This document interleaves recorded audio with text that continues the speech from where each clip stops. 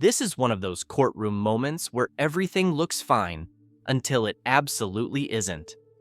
On the surface, this defendant claims stability, a job, a partner, a routine, but underneath that calm exterior is a decade-old felony case that never truly went away.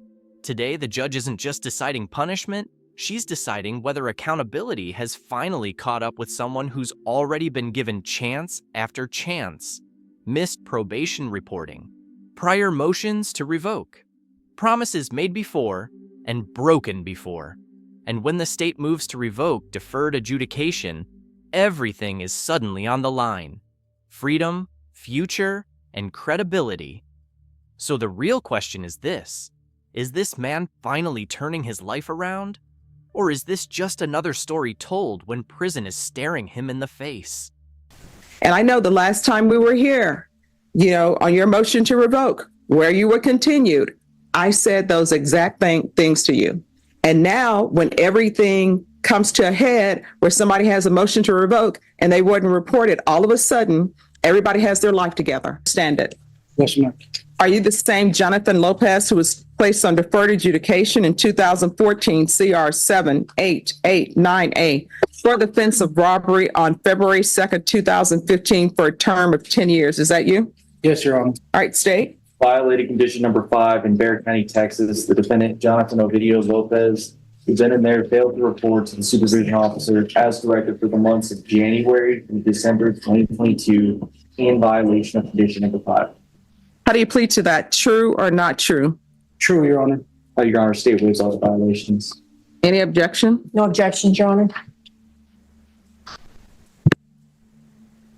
Did you understand by pleading true to violation of condition number 5, the court could find it true, grant the motion, find you guilty, and sentence you up to 10 years in prison and up to up to 20 years in prison and up to $10,000 fine? Yes, Your Honor. Knowing that, do you still wish to plead true to violation of condition number 5?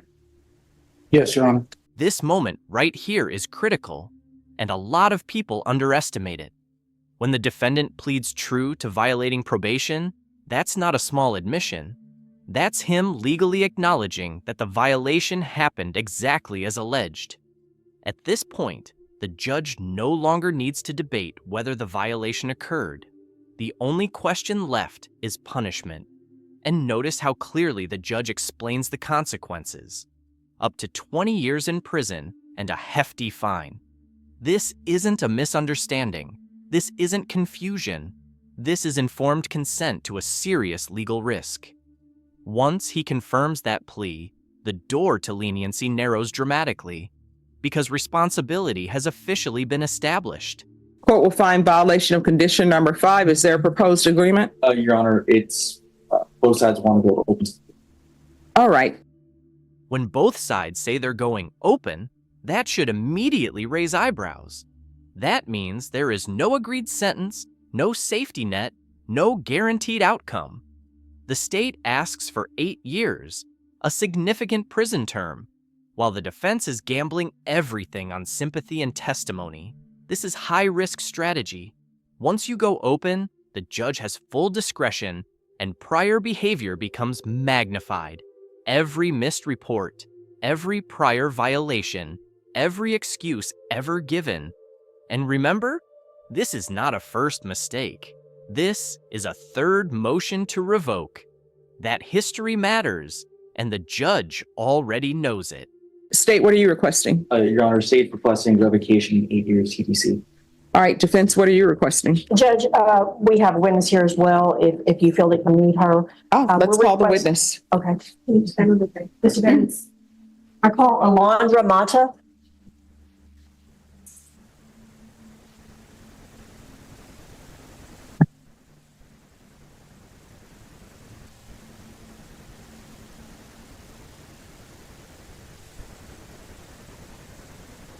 All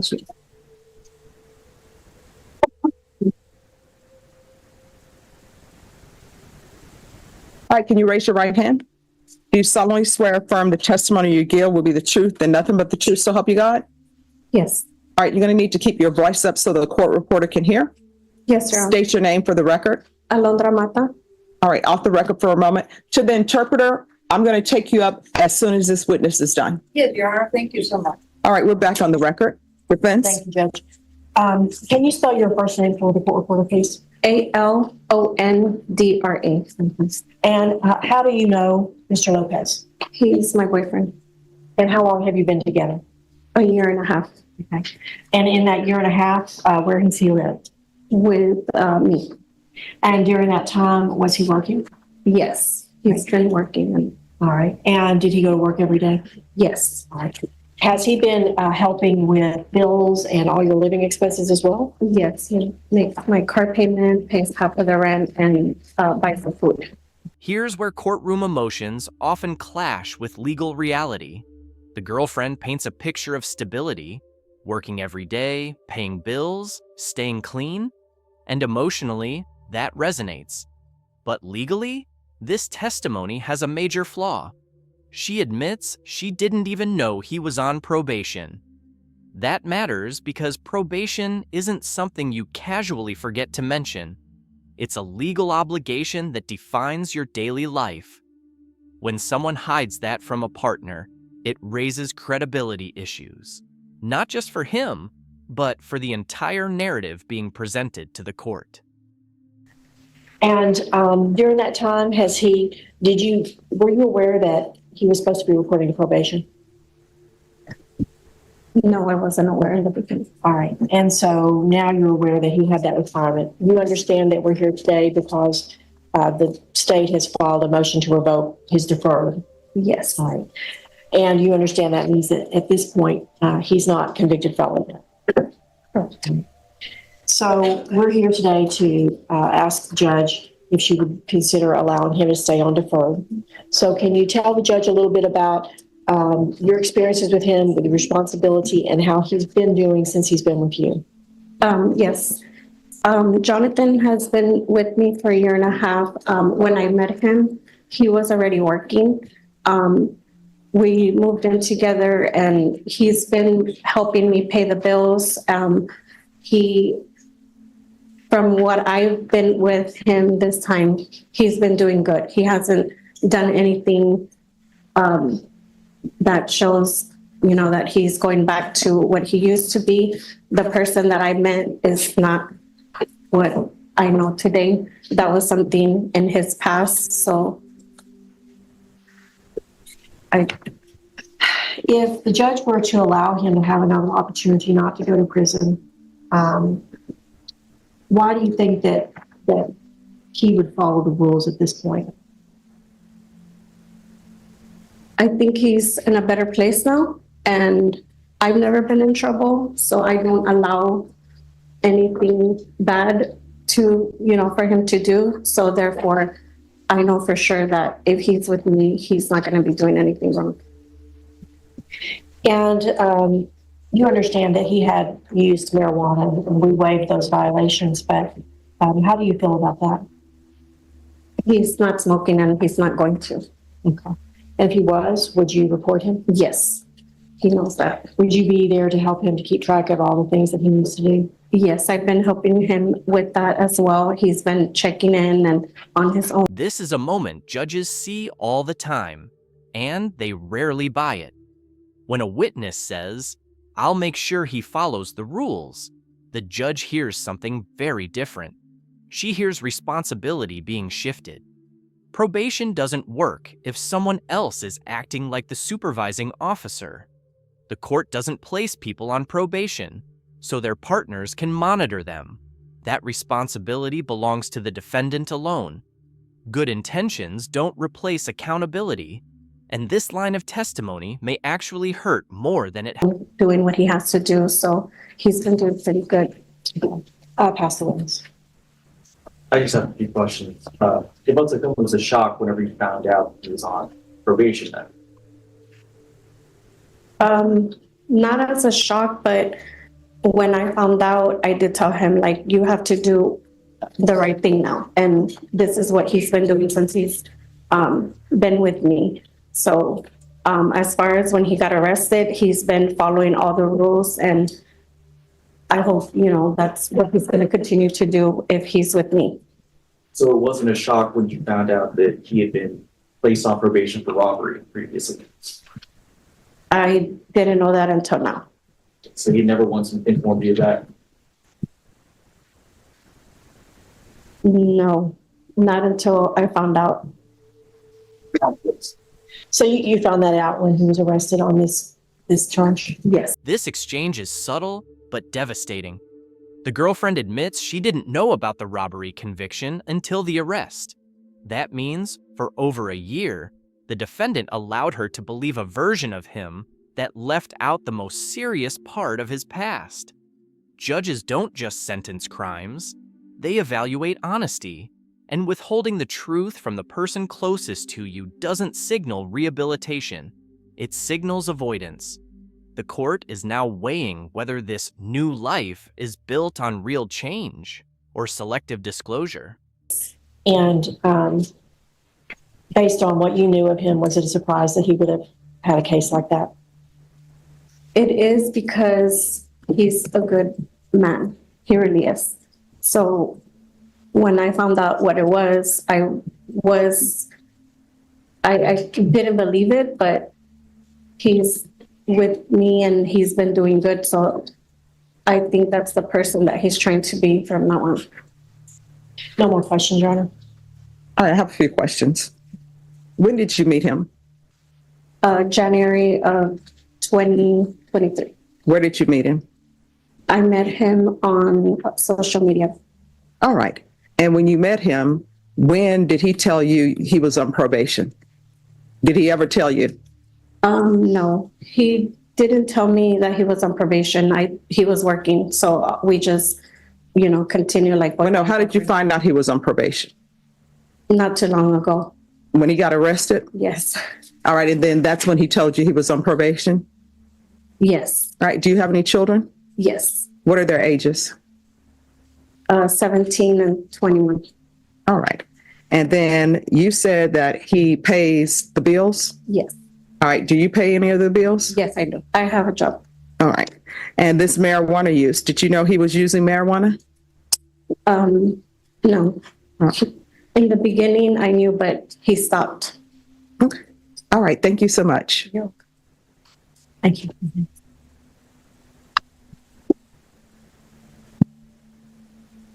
Yes. Judge, I would like to call Mr. Lopez. All right. Can you raise your right hand? Do you solemnly swear or affirm the testimony you give will be the truth and nothing but the truth, so help you God? Yes, Your Honor. All right. You can lower your hand, state your name for the record. Jonathan Ovidio Lopez. All right. Defense? Thank you, Judge. Jonathan, you know this, we're here in front of the judge, and this is your third MTR, correct? Yes, ma'am. All right, so you've had problems while you've been on probation when you started, is that correct? Yes, ma'am. Can you talk to us about what was the underlying cause of those? I was at the time I was in a very dark place, and I had lost my jobs and went through a major breakup with the mother of my children, and I just felt like everything was, everything was just on top of me, and I was in a dark place, and I was using marijuana as a dumb decision instead of reaching out for help and getting help from the state and myself. I put myself in a bigger holes than I was already in.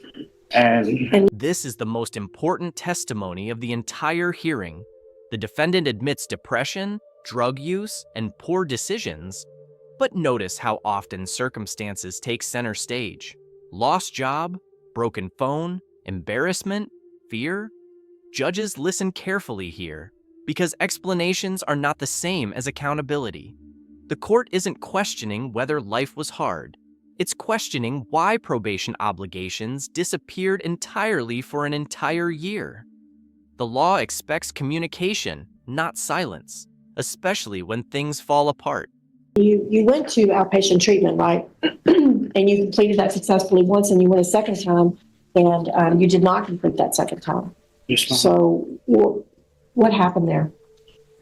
I just was, I was out of work and stuff, and I was embarrassed of like asking for help, and I just didn't My phone had broke and I didn't continue with the Zoom. So at some point, you started climbing out of your depression. What was the catalyst for that? What changed in your life? I started going back to church, and seeing my kids was it gave me hope again to do everything that I needed to do and get back on track. And on your prior NTRs, you had turned yourself in, and on this NTR, you knew you had a warrant. At some point, you went to turn yourself in. Is that correct? Yes, ma'am. All right. And so you went to the sheriff's office, Yes, ma'am. and you identified yourself, and they told you to wait. Yes, ma'am. So you waited there for some time, Yes, ma'am. and then you made a decision to leave. You got scared. Why did you leave? I was there for about an hour. Everybody called me, and I made the stupid decision just to leave instead of waiting for them to come get me. And I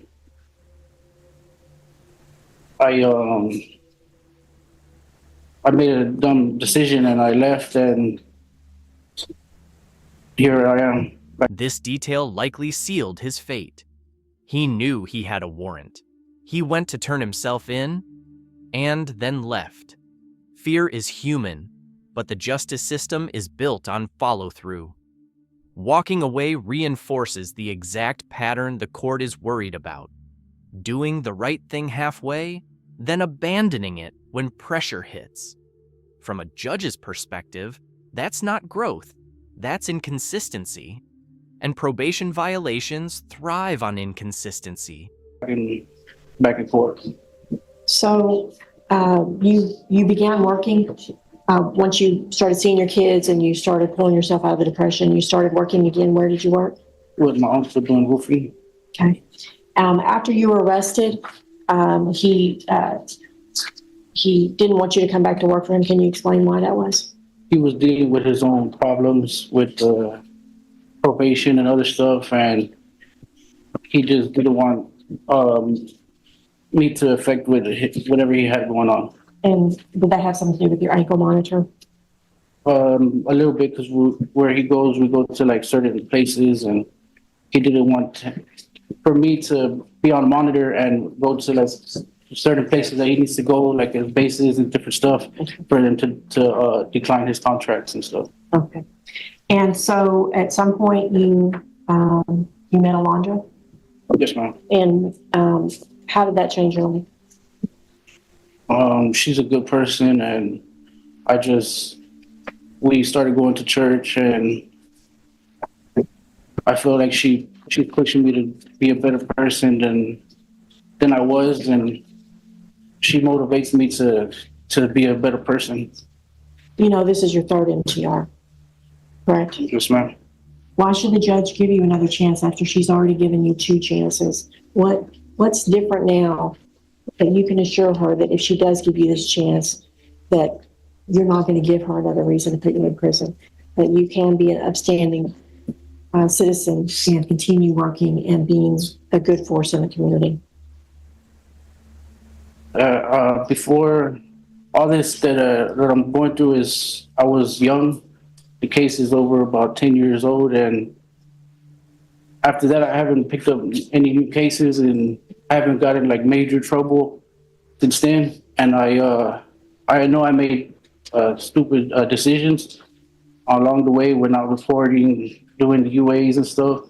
But I was using marijuana as, how I say, like coping mechanism, when instead of I should have asked for help and asked my probation officer for different ways. And I made dumb choices instead of But you had doing the help. right thing and going to. So you had help, but you blew that, right? You'd have the outpatient and you messed that up. What was your mental condition at that point? I was just in the dark place. I wasn't thinking correctly. And you had picked up a couple of a possession of marijuana, shoplifting, and a driving while license invalid at some point during your probation, correct? Yes, but that was over 7 years ago. Okay. And so Are you using marijuana now? No, ma'am. If you were to test, would you test clean? Yes, You ma'am. understand the judge could send you for testing if she wants. Yes, ma'am. Pass the witness. State. Just a few questions, sir. So you never told Alondra about the fact that you were on probation, did you? I told her that I was in trouble, but she really didn't believe me until I recently got incarcerated. Did you ever explain exactly what you meant by being in trouble? I kind of like explained it to her, but she just didn't believe because she didn't see that person. And I explained to her, and I would explain to her, and I told her that I need to make enough money to get a lawyer because I'm in, major trouble. And she didn't believe it. And when all this happened, when I recently got incarcerated, and I guess she saw for herself, when I came home, she still don't believe that. But I told her it was something that it's over 10 years ago. I believe everybody has a second chance or deserves a second chance. You would agree that you've already had 2 prior NTRs, right? Yes, sir. So would that have been your first and second chance? Yes, sir. No more questions, please sit. All right, anything else? Nothing, Judge. Any other witnesses? No, Your Honor. All right, the court is going to find you guilty. Grant the motion. Y'all want to speak to time? Your Honor, state's still going to write the 8 years. Defense. Judge, yeah. May I address the court about the issue? I understand that we can throw him in prison. All right, so counsel, I will hear your issue, but here's the thing. I know that I'm not the person who placed him on probation because he was placed on probation in 2015. But since that time, you've had motions to revoke with me. And I know that I tell everybody, if there's an issue, let your probation officer know. If you feel like they're not addressing it, you can always come back to court. He's just disappeared. And I'm sure everybody has read the court summary. He's disappeared. And I internalized everything that was said to me. And you know what usually happens, Mr. Lopez? People will call witnesses to come in. And you know what? It's always the witness acting as though they're on probation. I'm going to make sure this person doesn't use marijuana. I'm going to make sure this person reports for probation. They're not on probation. You are. All you had to do was report.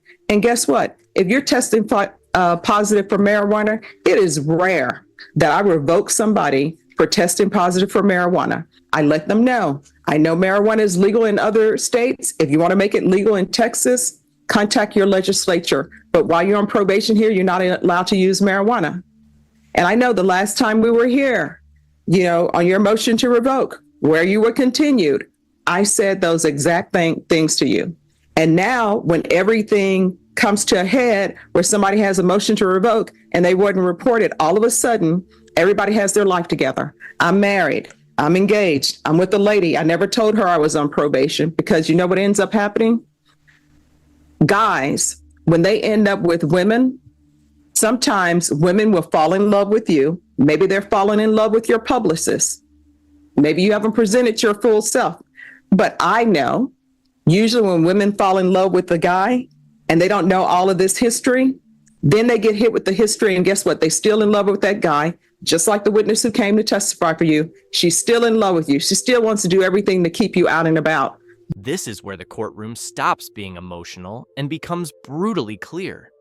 The judge isn't dismissing his progress. She acknowledges it. But improvement doesn't erase responsibility. Her message is sharp.